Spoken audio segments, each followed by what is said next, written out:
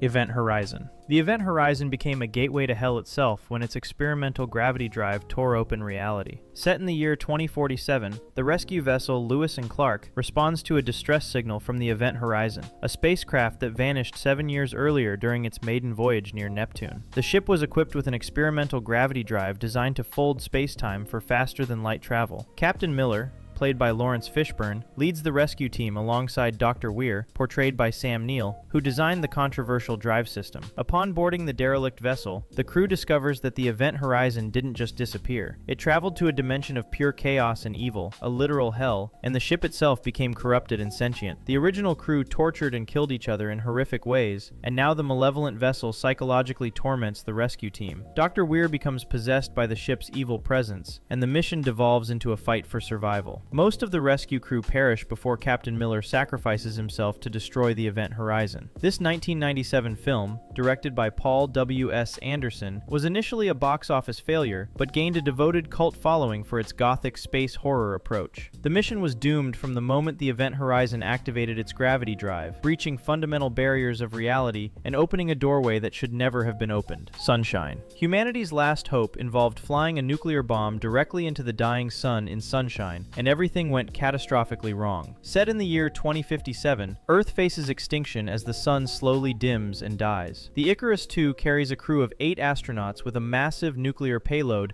designed to reignite the sun and save all life on Earth. The first mission, Icarus I, mysteriously failed 7 years earlier with the same objective. Directed by Danny Boyle and starring Cillian Murphy, Chris Evans, Rose Byrne, and Michelle Yeoh, the film follows the crew as they encounter a distress beacon from the lost Icarus I near Mercury.